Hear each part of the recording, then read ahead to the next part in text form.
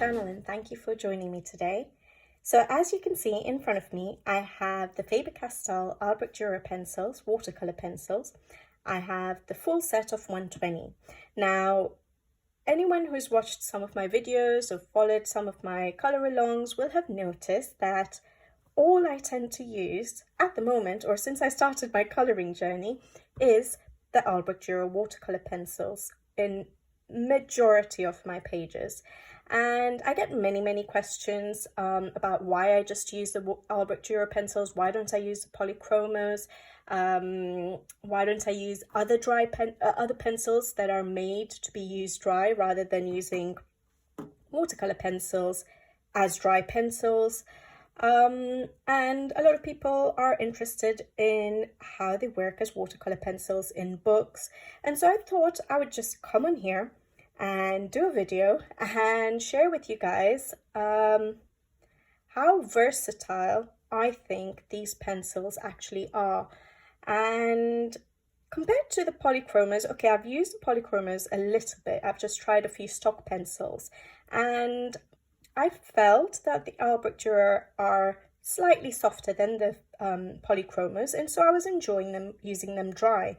And because the polychromos and the Albrecht Dürer pencils have exactly the same shades, I didn't find the need to buy the polychromos because I already had the full set of the Albrecht Dürer pencils. Yes, I may try other brands of pencils at some point eventually, but with regards to the polychromos, I don't think I would ever buy the polychromos because the shades of pencils are exactly the same. So I don't think it'll add anything to my style of coloring, at least. Obviously, if you have both, you can use them in combination and they'd work really well together. It's just a decision I made because I had this full set and I thought that if I ever buy any other pencils, I would like to buy a different brand so I can add to my shades, so add to increase the variety of shades of pencils I may have or colors I may have. So that's the reason why I use the Albrecht Dürer pencils rather than the polychromos. It's just that I bought these first and I just never found the need to buy the polychromos because I like how these pencils work dry as well. But what I thought the main focus for this particular video will be to share with you guys all the different ways that I use my Faber Castell Albrecht Dürer pencils in my adult coloring pages. And there are a few ways you can use them. Yes, it's sort of a video on how to use watercolor pencils generally, but the reason I specify Albrecht Dürer is because I'm not so sure how well other watercolor pencils work dry.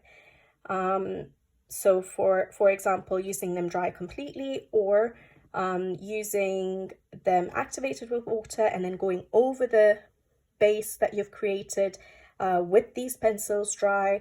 Those kind of techniques work really well because these pencils work well dry. I'm not sure how other watercolor pencils work dry, so that you'll have to try. So if you have any other watercolor pencils, you could always try out the techniques I share today and see how you feel with your specific watercolor pencils. But I will show you how I use my Albrecht Dürer pencils in my coloring pages. I have a few ways that I do tend to use them, and I thought I'd share that with you guys so you guys can see how versatile these pencils are and why I love them so much. So what I'm going to do is I'll move this out and I'll be back with a coloring book in which we're going to test out these pencils. Yeah, so I'll be back in just a second. Okay, so I'm back. I've got a book by Fabiana Attanasio, and it's The Mythographic Dream Garden. Now, I've chosen this particular book because I think I'll be able to show a few of the techniques. Not all illustrations you'll be able to use all the techniques in all illustrations. You may use them in some, you may use them in others. Or on a page like this one, I think I could use a combination of all of the ones, and that's why I chose this particular book. So the page I have chosen is this one here. I thought it might be hopefully an easy page to show all the techniques I want to. It's going to give me some background to do, some leaves, some branches. Yeah, so I think hopefully this one will be okay. Now, excuse me if my mind or my thoughts are all over the place, because as you guys know, I usually do voiceovers for my videos, for my color alongs, and so it's very rare that I do videos like this. You know, what do you call it? Like, not live coloring, but real-time coloring. So I'll show you, I'll try and explain to you and show you the techniques. And I'm not going to color this entire page on screen because that's going to take me forever, but I'll show you how I use my pencils for using different methods on this page. Now, the reason I chose the mythographic is because some of the techniques that I want to show you will need good quality paper. So some of the techniques I show you, you'll not be able to use on, for example, Amazon paper or very thin paper, because it will just tear through the paper or peel the paper. And so, because I wanted to show you all the techniques I use, I decided to go for a book which has decent paper, which is one-sided. So if the technique I'm using does cause the pencils to go through the page, it's not going to ruin a page on the other side, because yeah, some of the techniques usually would require good watercolor quality paper or thick paper, which some of our coloring books don't have. But I think I have tested most of the techniques in this book previously when I've colored previous pages, so hopefully it should work. And yeah, so we'll just get started now. So if you would like to follow along with me with regards to practicing some of these techniques that I explained, just to get a feel of how it works or how it feels for you, the things you'll need is a coloring book, ideally with decent paper. So I would recommend the mythographic books. You will need a water brush or a paintbrush, because you could use separate water, which I tend to use anyways, even if I use a water brush sometimes. A paper towel to wipe off your brush on, your Albrecht Dürer pencils, okay?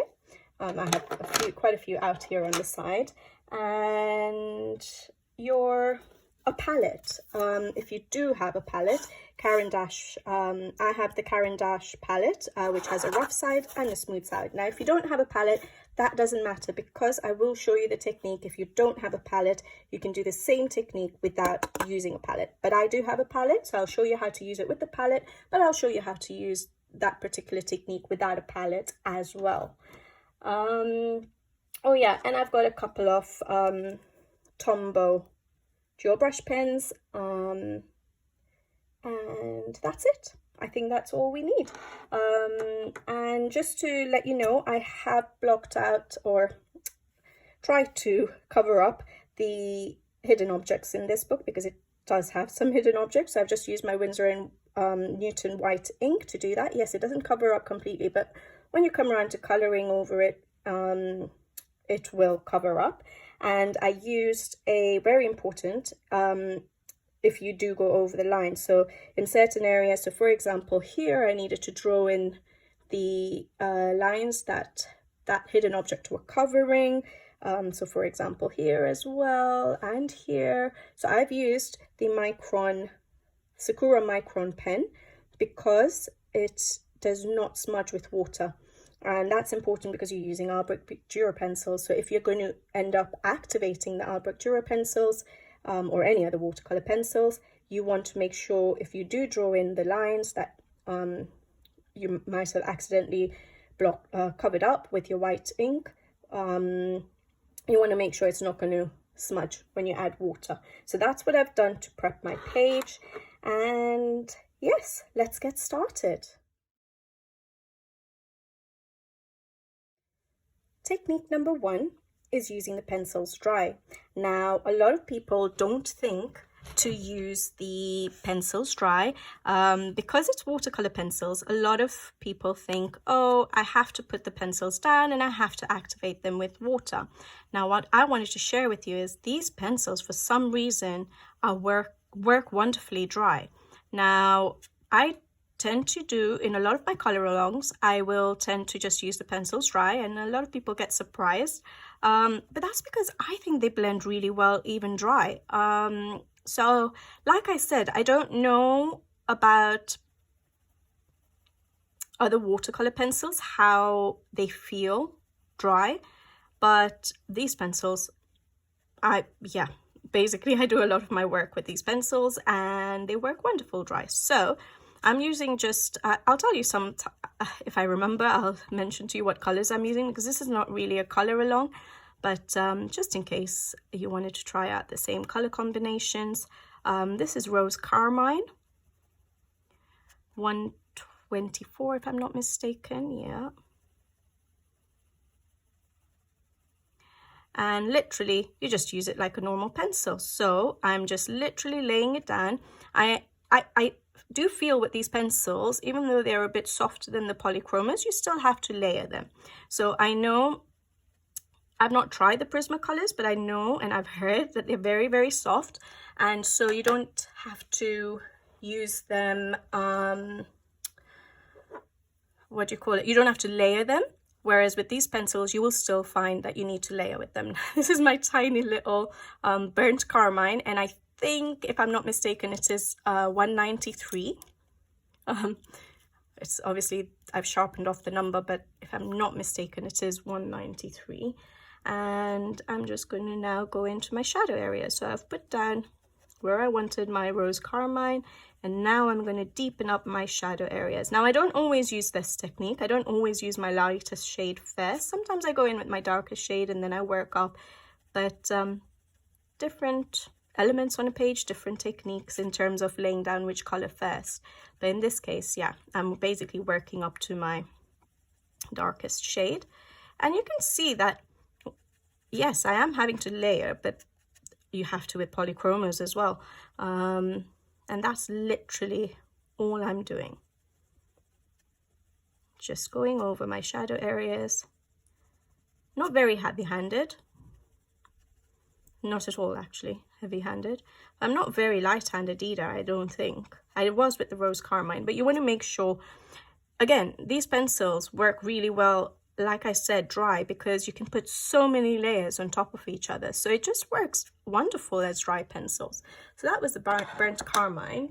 I'm going to use the magenta, and I think this is 133. Yeah, magenta 133. And now I'm still working with my shadows.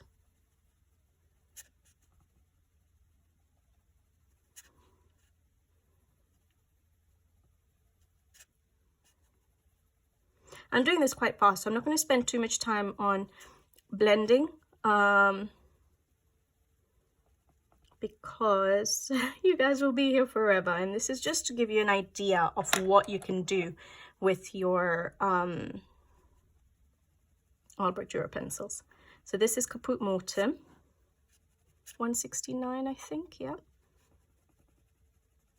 I know some of the numbers of these pencils now off by heart, some of them. The ones I tend to use quite a lot because, yeah, these are the only pencils I tend to use. So I've sort of learned the numbers. It's so sad, isn't it? Okay. Not spending too much time because, yeah, I don't want to... You guys know how to color dry. And then I'm just going to, because I'm using the pencils dry, I want to go in with my Rose Carmine a bit again, very light-handed, just to bring out the color, blend everything a little bit together.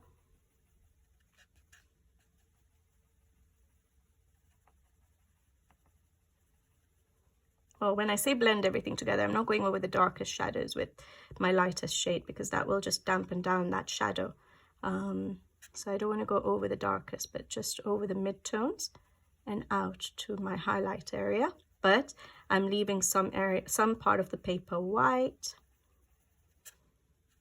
Sorry, this is not how I color shadows and highlights, but I'm not used to talking you guys through step by step. That's the problem. There we go. Okay, and then I'm just going to use ivory for the highlight area. I've not spent so much time in the blending, so don't worry if it doesn't look perfect. It's just because I want to give you an idea. Now, so this is the pencils completely dry. Now, when you use this technique of using pencils dry, not using water to activate, you can, if you ever wanted to, use other blending supplies, such as a blender pencil. This is the Derwent blender pencil. So you could use that, or you could even use blender pens. So just how you use your normal pencils that are made to be used dry, like the polychromos, some people do tend to use these blending supplies, and you can use that. So maybe I'll show it to you quickly, actually, on one petal or two petals. So let's go in again with my, I'll do two petals here, and I'll try the two blending supplies so you can see it. So I'm going in with my rose carmine.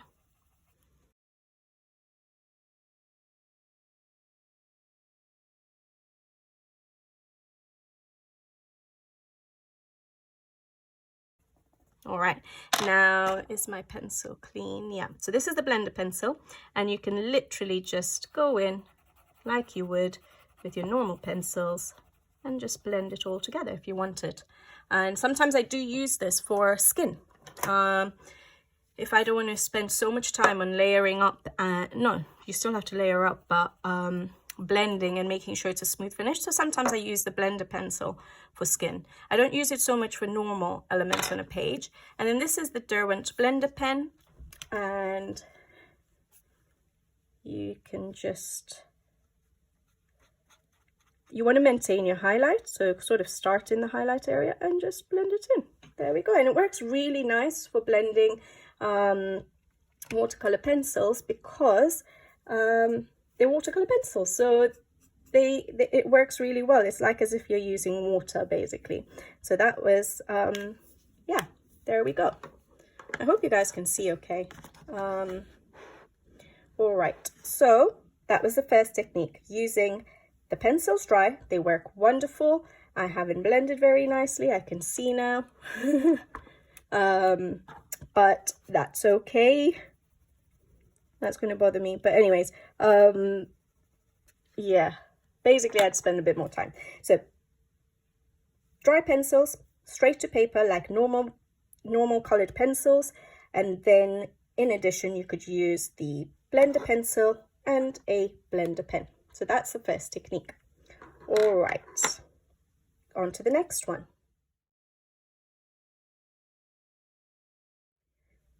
Technique 2 is creating a base, basically, and there are a couple of ways of doing this, but I'm going to do, the first one I'm going to do is creating a base with applying the pencils dry to the paper first, and then activating it with water. So we're going to do the leaves for this example, and I am going to base the leaf, use a pencil direct to the paper to base my leaf, and I'm going to use my lightest shade. And because I'm using my lightest shade, I want to leave some of my paper white with that pencil, so that I maintain a highlight area. Because it's very hard, well, you can add highlight areas with Posca and stuff like that, or paint pens, but it's easier to sort of maintain your highlight area if you can. You have more to sort of play with then later. So literally I'm just laying down, this is the earth green yellowish. I'm trying to be quick, guys, so I'm not really putting so much thought into it. I just want to show you the techniques. So don't worry if this is not the neatest work of mine you've seen. So yeah, earth green yellowish, which is I think 168. All right, you can press a bit harder if you want to get more color. And then this is for creating a base. I'm now going to activate. So we did the dry application and just dry, not using water. And now we've laid down the pencil, and I'm going to activate the pencil. Why do we do this? It's to cover up the papers, whites of the paper a bit easier, especially on paper that has a toothy texture. I feel that if you tend to, if you try and base, obviously you can use other things to base. I'm not going to go into that on this video, but obviously things like Tombow dual brush pens, soft pastels, watercolor paint, anything, distressings. So lots of other mediums you can use for basing, but I'm basically just trying to show you, you can do a whole page basically with just the Albrecht Dürer pencils, and that's what I want to show you. So we're basing, okay, and that's literally all I do. So yeah, with toothy paper, it takes a lot longer when you're using dry pencils to get rid of the whites of the paper, if that's the effect you would like to go for. I know some people like to leave some whites of the paper, and that's absolutely fine. That gives you a different sort of style of coloring. But if you wanted to cover up the whites of the paper, basing and using the water to, basing with dry pencil, using water to activate, covers up the white of the paper quickly. And then you can go over, because you've just used this as a base, I wouldn't just leave it as that. I would usually go over with the pencils dry. However, I need that to dry a little bit, so I'm going to give that a minute. Hopefully it's dry enough. So now, because I just used that as a base, I'm going to go over with pencils dry. Now, I can use this technique even in Amazon paper. I barely use water. You don't need, for watercolor pencils, you don't need to use much water to activate the pencils. So you don't have to drench the paper like you do, or that tends to happen, I think, with watercolor paints. Now, I don't really have much of an experience with watercolor paints, but from what I've seen online, on videos, it does tend to look like a lot more water gets used when you're using watercolor paints. But with pencils, you just need to use very little.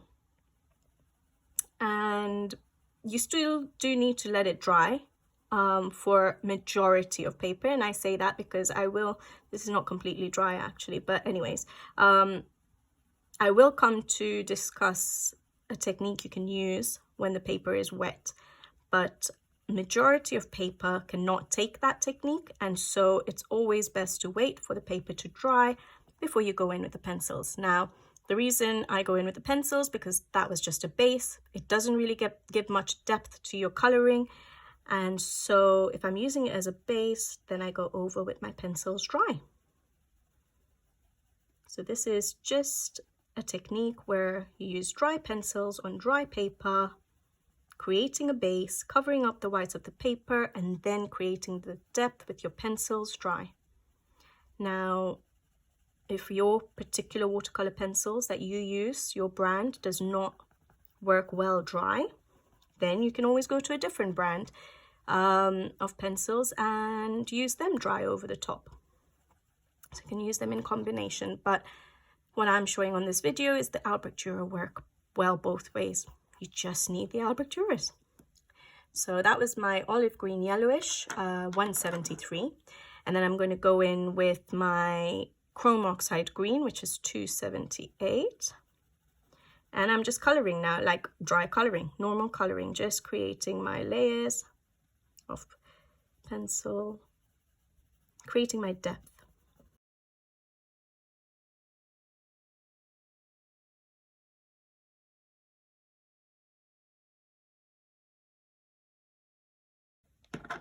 Olive green yellowish.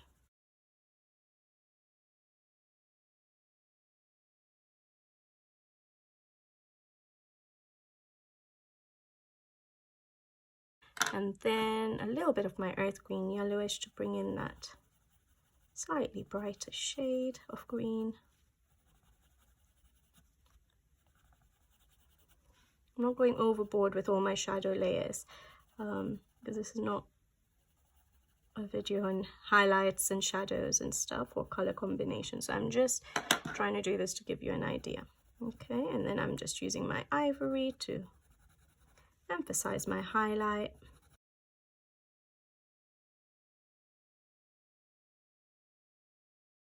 I would spend a bit more time just creating deeper shadows though, so I would probably use, like, do I have anything out here? I could use, like, you know, a dark indigo I would use, or Payne's grey, colors like that, to just mauve, just to deepen up my shadows a bit more. So I'd spend a bit more time I'm trying to do this really fast, so I'm not showing my real technique of coloring right now, but there we go. Okay, you get the idea. All right, on to the next technique. So technique 3 is, again, sort of creating a base, and then if you want to add to that base, you can. So when I say you can, is you could create the base and leave it as a painterly effect. So you do need to create a few more layers before you activate with water. So in this example, I showed you that we just put down my lightest shade of pencil, activated it to create a base, cover up the whites of the paper, and then I just did dry coloring to create my shadows and highlights and the depth in that particular element on the page. Now for this one, what I do is I create a few of my shadow and highlights to begin with, and then I will activate it with water. So I'm going to go in with my olive green yellowish first this time.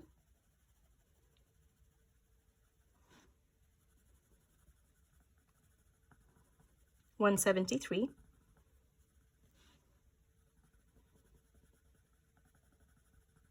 Laying it down in the areas that I will want as the shadow areas.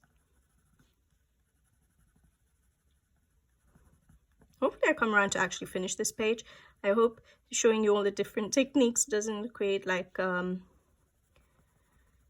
everything looking mismatched, but there we go. All right, so I've put down my sort of mid-tone, and then I'm gonna just, my angle is a bit wrong, but there we go, my shadow again.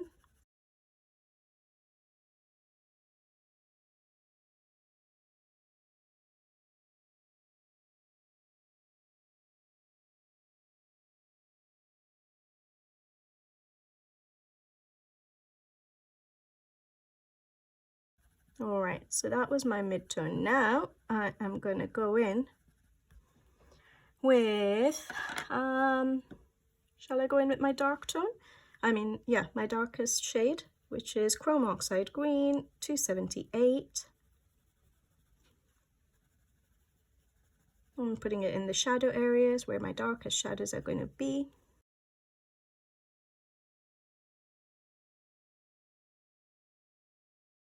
And then my lightest shade of green, which is earth green yellowish, 168. I'm leaving the whites of the paper on purpose because I want to maintain a highlight. And this is very important when you're going to activate with water, especially because otherwise you'll have to bring back those highlights, usually by adding paint pen. All right, so now those are my layers, my first layers, and I'm going to now activate with water. Very little water again, and we're just going to activate. And I'm starting in my highlight area, or where there's no color at all. I don't want to bring in the greens into those areas, so I'm being very careful to maintain my highlight areas, and I'm just going into the dark, so light to dark. And it's all blending really nicely. So when you're putting down the pencil, you don't need to worry about making sure everything is blended well. You can just put it in roughly, because when you come to use water, it all blends in really nicely. Again, like I said, I'm not using much water, so I dipped it in water once before I started, but all I'm doing is dabbing my paintbrush. So if I show it to you, I'm just literally dabbing my paintbrush there. So do I have any left? So I'm literally just going over the pencils, dabbing it to get rid of any color. I'm not adding more water, I'm just getting rid of the color because I'm going back into a highlight area where I don't want any color. So that's really important. Make sure your paintbrush is clean when you're going into your highlight areas, okay? You can always bring back those highlights, it's not a big deal, but I find it easier to maintain them and then see how I want to work with them. So there you go. So that is just water. Now, if you wanted the painterly effect, watercolor paint look, leave it at that. You could just leave it at that. So now the options are, so you've done your base with layers.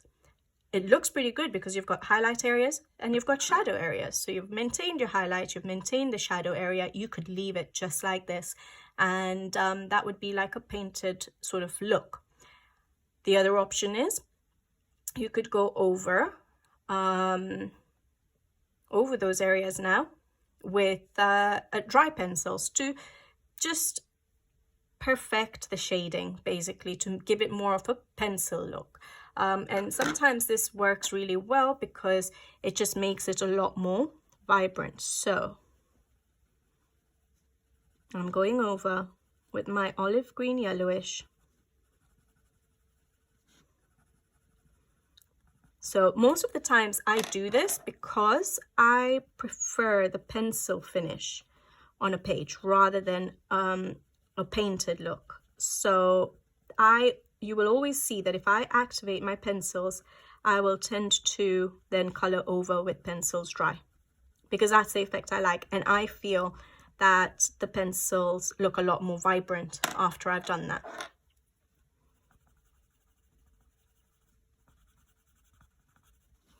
Yeah, so you could go over with the pencils dry.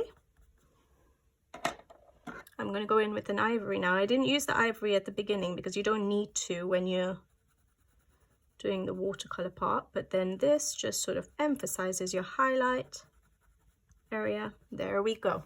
So I feel, I don't know if you can really see it, it's really hard actually, but that looks a lot more deep, vibrant than that. I like the look of that side to that side.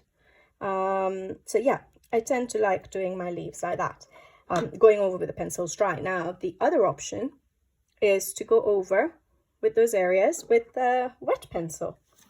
I mean, not with wet pencil, but wet. So this is where the palette can come in. Rough side, okay, you could use this if idea. I don't know if it's going to work on this area. I can try a little bit. Let me try a little bit, but I'm going to show it to you in a different area, a bigger area, which might work better. So this is the chrome oxide green. I'm using very tiny bit of water, dabbing off on my, so I've just dipped it very slightly in water, dabbing off on my water, on my paper towel a little bit, and then just picking up the color. Now, hopefully this works. I don't use this technique for small areas that much, but you can then just go over. Then this will still give you a painted look. Okay, so then I think I need a bit of the olive green yellowish, 173. So then you're sort of painting like you would, I think, with watercolor pencils. I say I think because I'm not, yeah, I mean, not watercolor pencils, watercolor paints. So for small areas, I find this a bit harder to do because I don't have that skill in me just yet, but that's how you would do it. For me, I've lost that highlight a bit, so I'm just going to go over with my ivory a bit there. But there you go. So you could basically just go in with your pencil, pick up the pencils off a palette and apply wet onto the paper over top of the area you've applied. This way you can add other colors on top if you wanted, or just perfect your base. See? Or if you don't have a palette, then you can take the color off your pencil. So you just take your brush, dip it in water a little bit, take it off your nib. I don't like doing this because I don't like wetting my nibs that much, but and then just going over. There we go. So you don't need a palette really, but it does help. Like I tend to use it off a palette quite a lot when I am doing backgrounds, and so I would need a lot of color. So to keep doing it off a pencil would be quite annoying. So that's why I use the palette. But yeah, you can do without the palette if you don't have it. There we go, yeah. And then my earth green yellowish, pick up a bit of color. There we go. All right, so what techniques have we done so far? We've done literally just dry, using a blender pen and pencil, applying a base of just one color and then going over the pencils dry. I would deepen that a little bit more, as you can see. I haven't gone over with my darkest shade enough, but yeah, base with your lightest shade, one shade of pencil, one color, one pencil color, and then go over with your other pencils to create your shadows and highlights, or create your layers with pencils dry, then activate with water. Then you can either leave it as a painterly effect, or you can go over the area with pencils dry, or you can go over the area with the pencils wet, so taking it off a palette or off the pencil directly. So those are 3 techniques. Going on to the next one.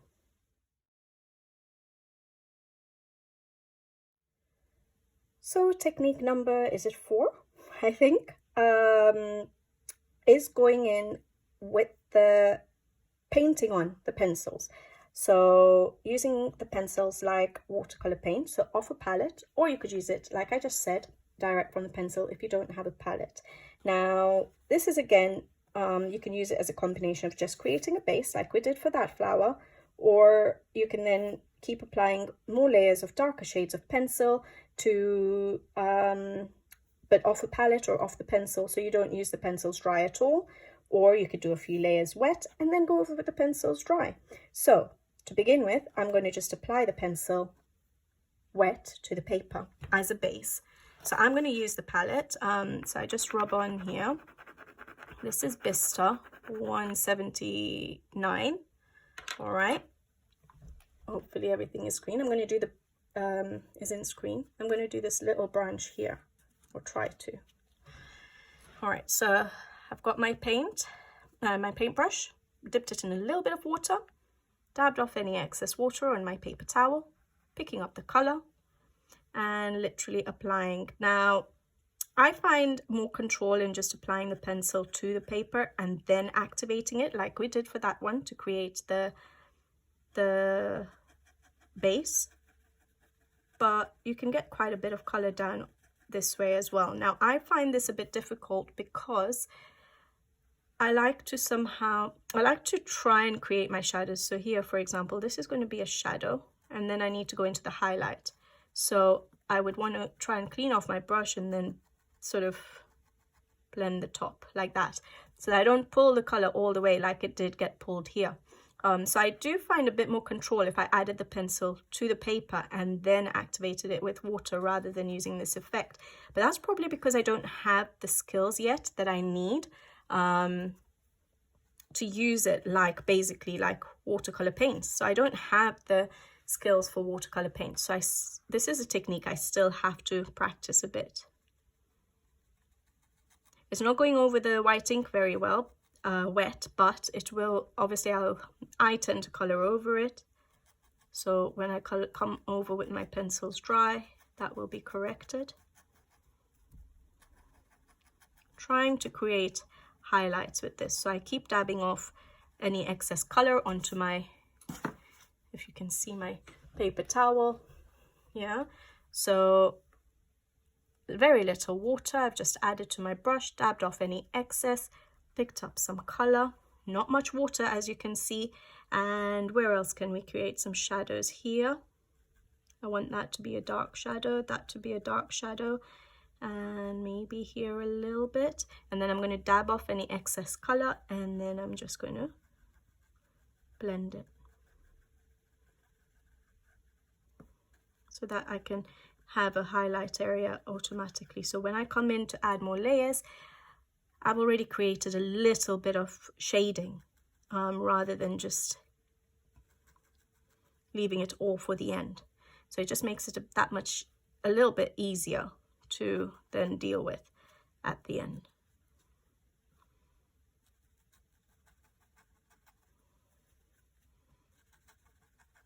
Okay.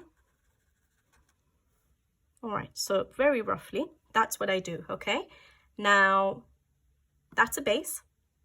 I wouldn't leave it like that. So the options you have now are to either go in with the pencils dry, like we did for that leaf, or you can try and paint it on like we did with this, which is a challenging skill for me, but we could try and paint it on. So maybe I can do one little bit of an area with, I'm just trying to get my colors here, with painting it on. So this is Van Dyke Brown, which is 176. This is Walnut Brown, 177. And I don't know if I'll use this off the palette, but this is Dark Sepia, 175. I wouldn't usually do the palette over the paper. You get the dust off the pencils everywhere. Okay, I put very little water, dabbed off any excess. I'm going in with my Van Dyke Brown, which is my mid-tone brown. And I'm going to try and look for my shadows. And this obviously makes the coloring process a lot quicker. You don't even have to go in with pencils dry at all if you like the look of a painted look, basically. So I'm now just creating shadows where I think I can.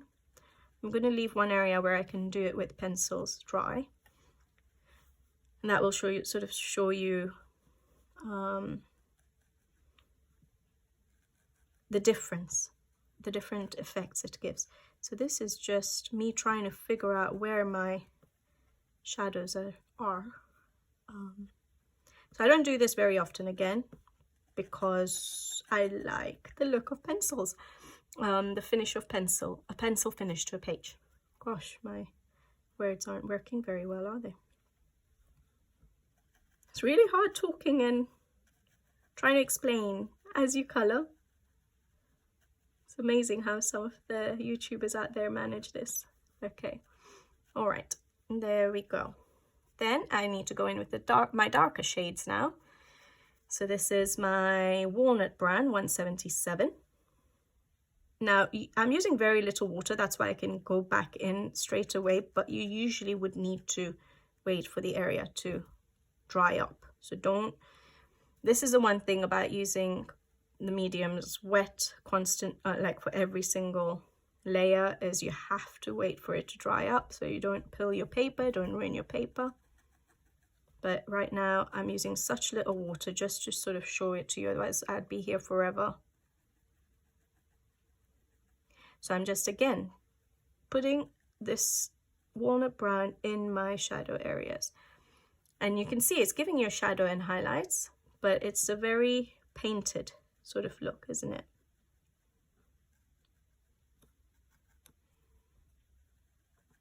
I'm literally every now and then just dabbing off the color a bit so that I don't take the darkest shades into my highlight areas too much. I like to try and maintain the highlight areas as much as possible to make it easier for myself. Yes, you can bring in the highlights later with paint pens, with white paint pens, or a light brown paint pen or something, and you'll bring back your highlights. So it's not a big deal if you don't maintain it. So don't stress. But I like to do it this way. All right. And then my darkest shade is the Dark Sepia, which is 175, I think. I'm going to try and use this in the darkest areas. You can see that it is giving a nice effect. I feel I have more control doing it with pencils, but obviously it's a lot easier. This is a different skill in itself. And I think those of you who do watercolor painting would find this probably very easy.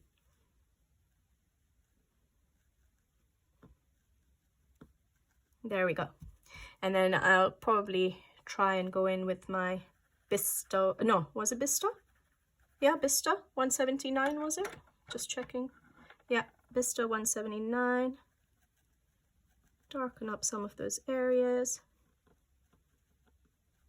As in, just sort of give a good transition, because it looked quite, it didn't look blended enough.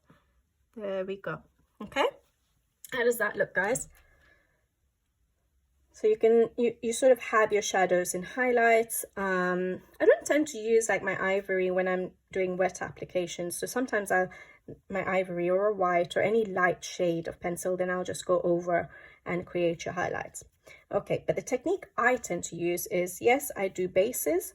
Sometimes I'll do a couple of layers. So say, for example, here I only did Bister, but maybe I'd do my Bister and my Van Dyke Brown. And then I'd start deepening the shadows, but I'll just show it like this so you'll get the idea. So I put down Bister, wet, and now I can go in with the pencils dry. So I'm going in with my Van Dyke Brown. I just want to show you the difference it gives, so, and why I like it so much. It just gives me such vibrant results. I don't want to spend too much time doing this.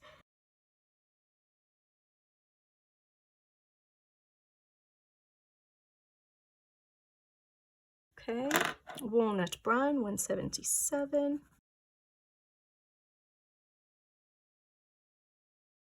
And you could keep deepening up the shadows there. Like you could make it more vibrant by just going over and over if you wanted, or not being as conservative with your colors as I am, because I think, like I said, I don't do that technique as often, just layering with wet pencils on top of each other. So obviously I was being a bit cautious. I was just showing you the technique, but I'm not as confident in that technique as I would be just doing a few layers like I did here. I think I do that a lot. So I create my layers, I activate with water, and then I just deepen up my shadows. So that was the dark sepia, 175. Got my shadows in. Now I'm just going to go in with my Bister, 179, the lightest shade of brown I had. You see now I've gone over that area, which when I went over with the light brown and wet application, it wasn't covering up very well. But now it's covered up, the hidden object. There we go. So that is my, just going in with a bit of walnut brown. Okay, so that's the wet application of pencil, then going over with the pencils dry, and that's just wet application with a base and then going over with the pencils wet. I like that look better for me, but if you like the painterly effect, that's brilliant. All right, so that was what, technique number 4, wet application of pencils from a palette. I did it from a palette, but you could do it direct off the pencils like I showed earlier. Now, using this effect where I took the pencils off the palette is really good for creating other effects, such as, I can't show it on this, but what if I have a rough paper here. What about if I showed it to you here? So I've just got a rough piece of paper. Hopefully it doesn't go through. Let me just do this. All right, so I'm just gonna, it really helps when you go in wet onto a page. You can use different effects, and one effect I like to do is adding grass. So what you can do is take it off your palette or your pencil, and you just sort of do grass effects. That wasn't very good, but you know, you can sort of do grass effects on an illustration if you want to add grass in the background. That was the chrome oxide green 278, and this is I don't have enough there, so let's take it off the pencil. Yeah, and you can just sort of create, should have gone in with my light first, but there we go. Yeah, and that's the other thing, always go in with your light first and then work up dark, just like you would, I think, with watercolor paint. So see, you can do really nice effects like grass, for example, if you're going to use wet application. And it's not, so if you do it in a background, I don't have any, yeah, I don't have anything out here that I could show you. I'd have to go and get it. But you could do in the background, you don't want the colors to be as vibrant as your foreground, for example. And so if you were to add, for example, grass effects in your background in a particular page, you would want to do something like this, wet application, so it's not as vibrant and your foreground still stands out. maybe I'll get you the book. Let me go and have a look. One second, guys, I'm back. Hopefully I'm not all over the place with this video, but anyways, so this is a page I could remember. And what I wanted to show you is I've done the grass effect there. Now, I used this technique of taking it off a palette or a pencil, your choice, and putting it out in the background. Now, I did the background, I did a soft pastel background. I first finished the soft pastel background, and then I did my grass effect with this technique, and then I started coloring my foreground. But as you can see, it really works because you want your foreground to stand out, but you want that little bit of effect of the grass. So it's a brilliant technique to use for adding stuff to your backgrounds. So you could, in certain instances, maybe if you were artistic enough, I don't really have that skill, but if you're artistic enough in a page where there are trees or something, you could add you know, trees in the distance in the background using this technique, so that it's not so vibrant as your foreground and it just falls into your background, but yet you give some additional effect to your page. So yeah, that's what I wanted to sort of show you. So I did that here as well. So all of that I added with this technique of wet application from the pencil directly or from a color from a palette. Yeah, so that was all blank and I filled it up with that grass effect in the background. Let me zoom out a bit. There we go. Yeah, all right, so that's the wet application technique.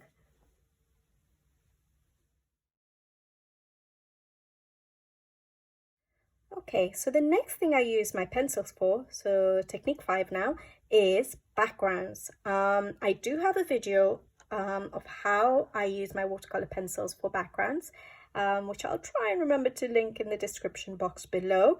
But basically for backgrounds, what I do is what is easiest for me, because I have a lot more control of applying the pencils dry to paper. I tend to use that method of first applying my pencils dry to the paper and then activating it with water.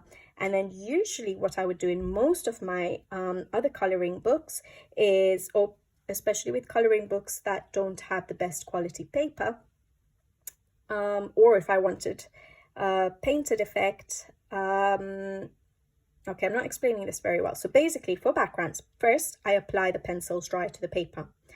Then I activate it with water.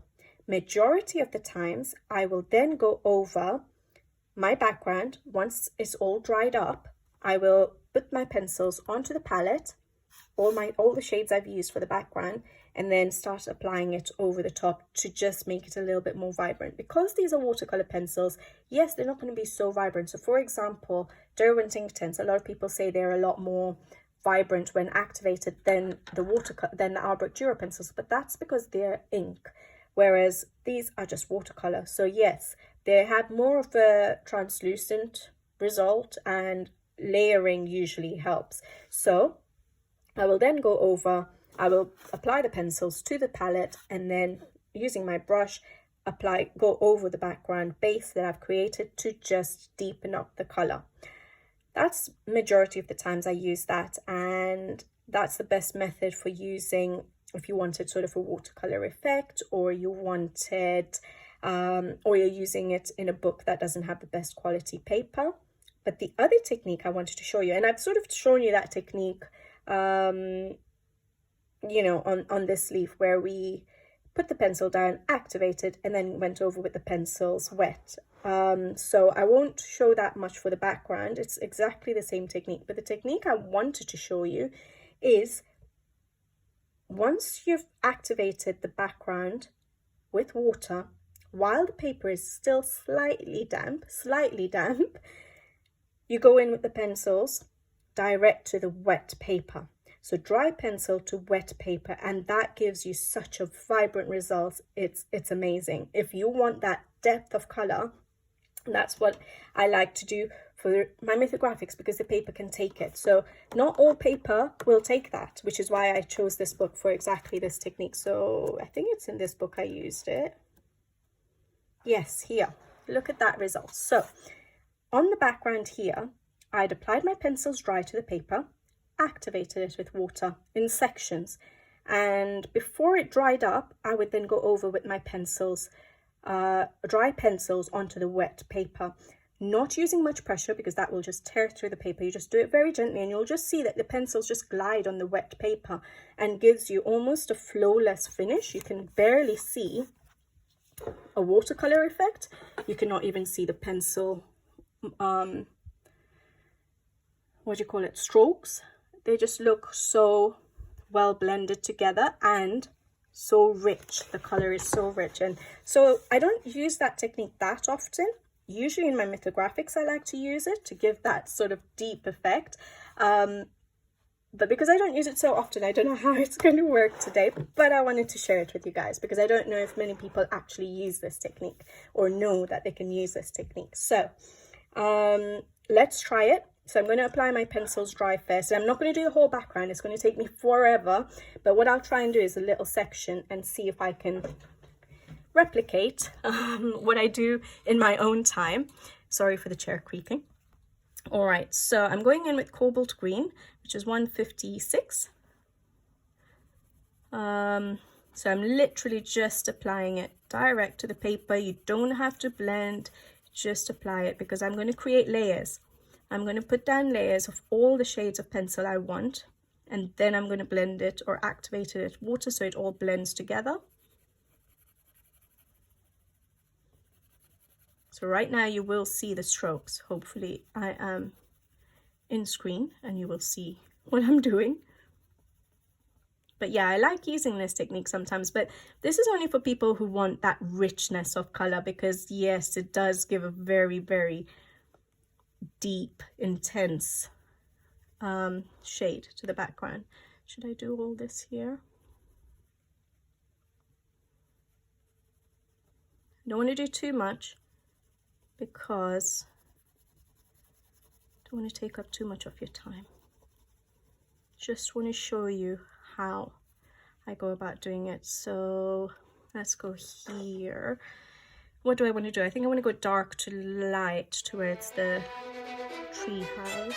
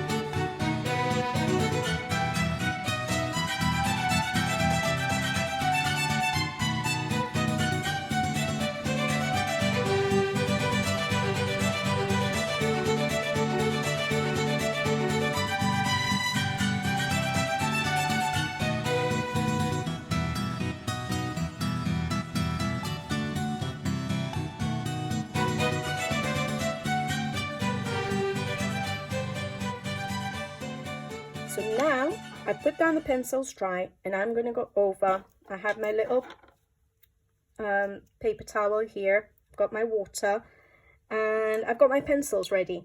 So I've got my black and my dark indigo, and do I need my cobalt turquoise or my light? I think I'll go for the light cobalt turquoise. Okay, so I've taken 3 shades. You could use all of the shades again, but basically the reason I keep them ready on the side here is because I want the paper to be wet when I go over. I want the paper to stay wet, so I need to quickly get to my pencil and go to the paper. All right, so I'm going to use my paintbrush. I've dabbed off any excess water. I use very little water and I activate, okay, like I normally would with my backgrounds. Like I said, I have done a video on how I do my backgrounds.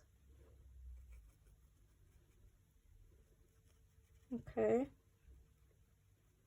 trying to do this fast yet trying to do it neatly. And you can see it's sort of, it's hard to tell, isn't it, really? But it's not very opaque. basically, okay, at the moment. If you were to look at it close, it's not very opaque and not very uniform. So certain areas are, because I may have pressed harder in certain areas with my pencil than others. Okay, now the paper will be slightly damp because I've not used too much water. So I'm going to go over. I've got my black here, all right, and I'm just going to color over the paper. You don't want it to be too wet because the color won't stick to the paper either, all right. Once you start using this technique, if you do, you will get a feel of how it feels on the paper, so you'll know whether it's the right time to then start coloring on the paper. So for me, I think it felt a bit wet for a second there because my pigment wasn't sticking to the paper, and now it's slightly damp. My pencil is gliding over. Need to work a bit fast. You could always add a bit of water if you wanted, but because I'm using so little water, the paper does dry pretty fast for this technique, so that's why I do it in little sections. I guess you could use more water if you wanted, but I tend to use very little water. Yeah, and it's just sort of gets rid of all the painted effect, all the color, pencil strokes. I'm not pressing very hard because that can just go right through the paper because it's a bit damp. But it sort of feels soft on the paper, just glides on the paper and gives such an opaque result without much effort. So I don't know if that's still wet enough. So I'm just going to take a little bit of my water. So I shouldn't have just activated this section. I should have done a smaller section still.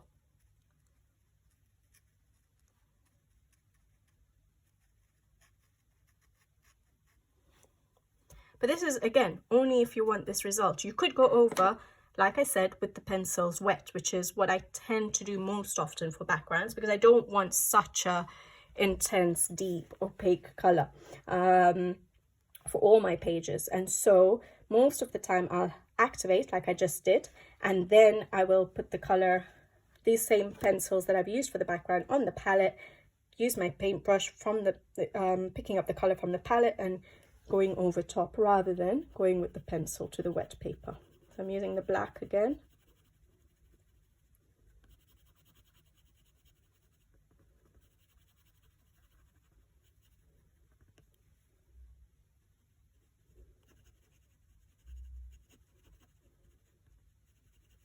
Yeah, may have left it a bit while I was chatting there.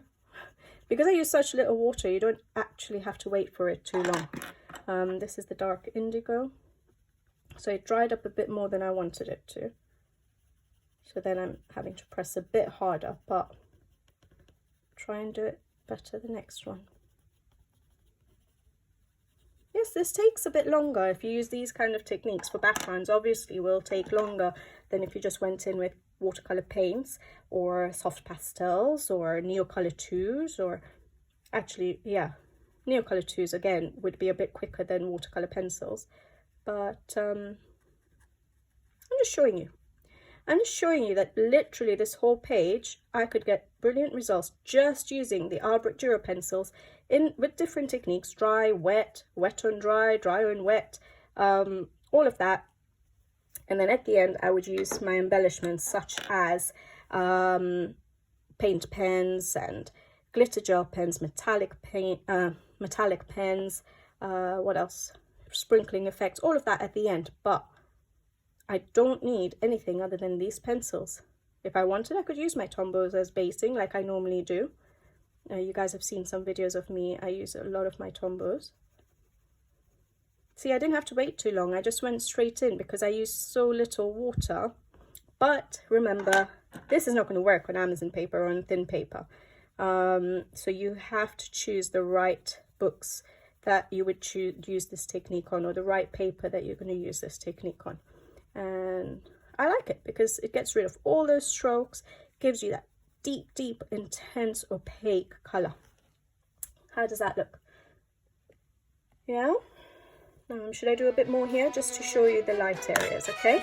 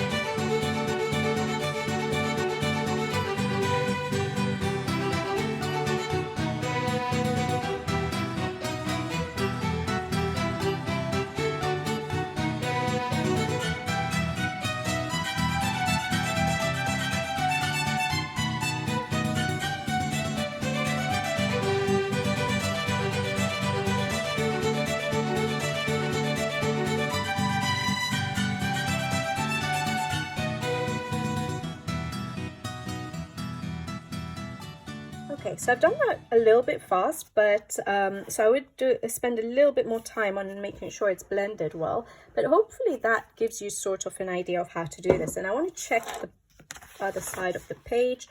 Nothing has gone through, but you do need thick paper for this because yes, you're going on wet paper, so you don't want to tear it through your paper, and sometimes it can bleed through. So just keep that in mind if you do want to use this techniques. But yeah, it's a really nice technique to give that flawless you know, look to your backgrounds. I've not tried it on smaller elements of a page. Well, sometimes I have, but not that often. So it is something I want to try out more, but I love that effect sometimes it gives off that deep color that I get there. All right, so that someone had requested how do I, because I think I'd mentioned it in a video once, that I sometimes use my Albrecht Dürer pencils dry to wet paper. How do I do that? That's how I do it. Just make sure your paper is not too wet because it will tear through. Don't use much pressure and you'll see that the pencil just glides. You'll get a feel of it over time, but you'll feel that your pencil just glides and so much pigment from your pencils go direct to the paper. Now, one other technique that I won't be showing you because I've never really tried it, I don't really like the idea of it, is dipping your pencil, just taking your pencil, dipping it in water. Maybe I can try it on a separate piece of paper, but let me take a darker shade. Taking your pencil, dipping it in some water, and then just, what do you call it, painting, colouring with it. Now that would give a really vibrant result as well. So I'm just dipping it in a bit of water. I don't know how it's going to work, but there you go. Look at how dark. Now you can use that for certain effects. Let's try the grass. So I need to dip it in more water. I don't know what this does to your pencil. So I don't like the idea of dipping my pencils in water, but look at that. It gives you really vibrant results. So a different texture, a different method you can use to do something with these pencils. So that's a technique I don't really use, something that I would probably have to learn and practice, but don't think I would be using this in my coloring book pages. Maybe artists would be able to use this technique in their artwork, but not so much in coloring books, at least for me. And I don't like that it messes with my pencil, because look at that. I'm just like dabbing that. Look at all that. I don't know if it does anything wrong to your pencils. So I just don't like that, because when it dries up and then I come to color with it, it feels odd for the first few strokes as well. So yeah. But anyways, I don't see what I would use it for on a coloring page. If any of you guys know, let me know. Maybe I'll try it out. But yeah, that's a technique I won't really show on my page because I don't know what I'd use it for. All right, going on to the last technique. Okay, so last technique now. I can't remember what number this is. Technique 6, maybe. But basically, for this technique, I've not seen anyone use this technique, but I do use it sometimes. It's sort of using the blender pen method of blending your pencils, but I'm going to be using my Tombow, and I'm not just using a blender pen, I'm actually using a color. So I've chosen a very light color because of the colors I've gone for on the page. But basically, what I would do is, should I just do it on this flower here? Let me zoom in. Okay, so what I would do, I've gone in with my rose carmine. That was my lightest shade. Hopefully this works on this example. Basically, I'd lay down the color a little bit. I wouldn't go all the way to my highlight. And then I would use my Tombow brush tip side to sort of pull the color a bit. It's a very light pink, so it becomes my highlight pink, and blend all my color together. And then I can still deepen up those shadows. So let's do that again. So I can even do very little of this color if I wanted there. All right. Go in with my Tombow color pink, my pink, it's 800. Very, very light pink. But I should have cleaned off my pen a bit because I lost a bit of my highlight. That's not a problem. You can go in with a highlight, I'll show that once it dries up. You can go in with a highlight pencil, you can go in with pens on top of your Tombows. All right, so one more time. I'll try it on a different color as well, but here we go. I'm going to pull a little bit of the color just so it blends out, look, and then, so you want to sort of maintain your highlight shade, yeah? So I've blended out that rose carmine with my Tombow 800, but still maintains the highlight. All right, so that's using Tombow's colored pen, water-based pens to do your blending process. And then I can go over, I should technically wait for it to dry because I have used the water-based markers, but once it's dried, you go in and start creating your shadows. So this is the burnt carmine.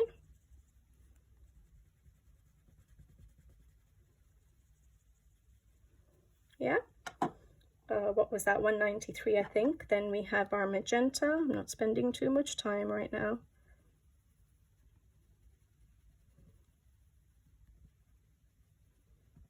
Now this is obviously just showing you a different technique of how you can blend out your colors and use other colors. So I'll maybe do one more color combination, and this is Caput Mortem. Now I use Tombows for basing, so I would probably base first, then go over with the pencils. But this video was just to show you how you can use your Albrecht Dürer pencils rather than, you know, basing with Tombows. But yeah, basically you could base with anything, like I said at the beginning: Tombow dual brush pens, soft pastels, paint, watercolor paints, acrylic paints, what else is there, inks, any of that, and then use your Albrecht Dürer over the top, like a normal pencil. So you could do those kind of basing, but this is just to show how your Albrecht Dürer pencils work. So hopefully I've given somewhat a decent idea of how to use them. Yeah, and then, because remember here I said I've sort of lost my highlight a little bit for my liking, I can go in with my ivory over top of the light Tombow and just bring it back, because you can color over your Tombows. Yeah, and sometimes a light shade can bring back your highlight. There we go. So that's using Tombows. Let's do this flower here with a different shade. Different shade meaning I want to just show you how you can change the colors. So I hope this works. In my mind it's going to work because I use it with pencil. So basically I want to try and mute the color. I'm going to use light red violet, which is 135, and I'm going to, if I was using pencils, I'd use a warm gray to just reduce how vibrant the color is. And so my idea is to use my Tombow, a very light gray, warm gray, N89 to do that. So I'm going to try it. Hopefully it works. Let's see. All right. So this flower here, I'm going to go in with my light red violet from the shadow going to the highlight area. But then I don't want it to be so purple. I want to bring in a little bit of mutedness. So let's see if this works. So I'm going to pick up some of the color and bring it out. And then just go over. So it does mute the color a little bit. I don't know if that's visible on camera, but let me try it again.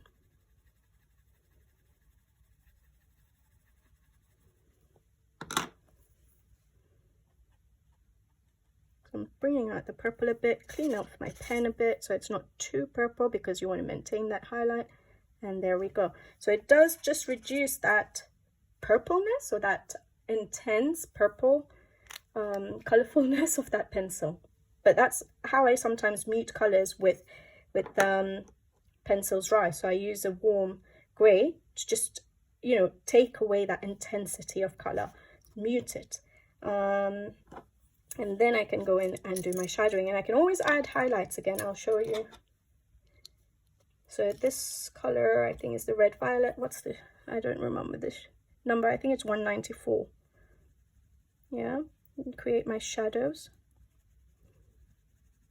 So yeah, so this technique is basically using your pencils to the paper, using something like water-based markers, just like you would use a blender pen, but the marker would have a bit of color to it, and use it with your pencils to pull your pencil colors. What are the color? Maybe dark sepia, 175. Deepen up my shadow here. Okay. I don't know if the lighting is all that great, but hopefully you guys can see. And then I'm going to go in with my ivory since I have it out here. I don't have white, but basically go in with my ivory. And you can just add a bit of highlight there, see? Over your Tombow. All right, so hopefully that gives you an idea of how to use Tombow to blend, Tombow colored markers, not the blender pen, to blend out your pencils and in combination with your pencils. So you could do, this was a very small area, but you could use, like if you had a larger area, so say for example the leaves, do I have a color there? You could use a blend, let me try it. This is just going to be a test, okay guys? So I'm going to take my, I don't want to mess up this page either, but so it might give different effects of my leaves, but let me try this leaf here, okay? I'm going in with my olive green yellowish, 173, from my where my shadow would be. So I'm laying it down in the shadow, leaving my highlight. Hopefully I haven't gone into my highlight too much. And then what shade would I use? Let's go for a very light yellow Tombow, which is 090. Okay, this is just a test, guys. Sorry if it doesn't work, but do I want 090? Or I can go for very light green 131. This one is running out a bit now. I've had these pens for ages, but I've got a backup for this one stock, which that's not going to work. I think that one's run out completely now. So let's just try this one, okay? Tombow 090. Let's see if I can show it to you. But basically, I go in and I blend. Yeah, that works really well to show you guys. I'm cleaning off my my water-based marker because these are watercolor pencils. It's picking up the color of the watercolor pencils, and so if you see here, when I cleaned it off, it had picked up a bit of the green, yeah? So I don't want that green to go into my highlight area, otherwise my highlight will get very dark. So I want to make sure I've got the lightest yellow, you see? And you can just use a color, water-based color marker to blend your pencil. See? How is that? It's given a different leaf though, but anyways, maybe when I color everything else around it, that one will get hidden away.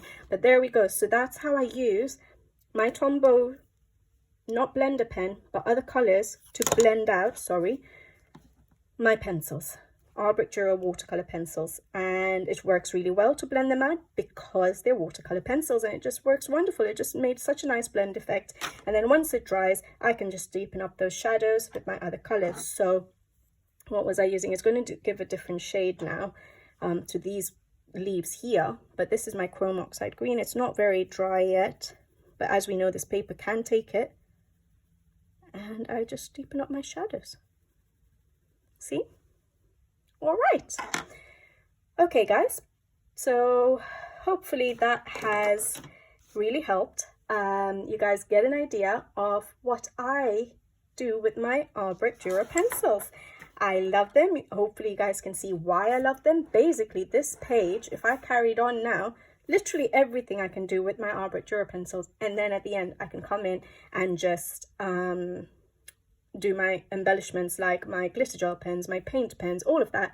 But basically the bulk of the coloring would be done with these pencils. And you can see, so basically this is how I'm going to do the page now. So I'm going to do my background like that. I'm going to do these particular flowers like this, either methods. Maybe I'll use the Tombow method just to blend, make it easier for the blending, because it was quicker, if you noticed, to just blend it out and then put your darker shades. So I might do that for those flowers. For these flowers, I'll use the Tombow blending method. I will do my leaves with the method where I created my layers of pencils, different layers, all 3 shades of my pencils, dark, middle tone, light, activate with water. That will give the painterly effect, but then I will go over with my pencils dry to give that intensity that I like. For the branch, I'll probably apply I'll carry on and apply the base with my Bista, my lightest shade of brown, using my palette, so the brush off the palette, apply it onto the branch to give my base, but then I'll go in with the pencils because that's the look I like. So I will also go over these areas with my pencils dry to give my vibrant effect that I like. And then what else? So that will be the bulk of the page, and then I just have to figure out what to do with the little treehouse here. But you can sort of get an idea of what this page is going to look like, hopefully.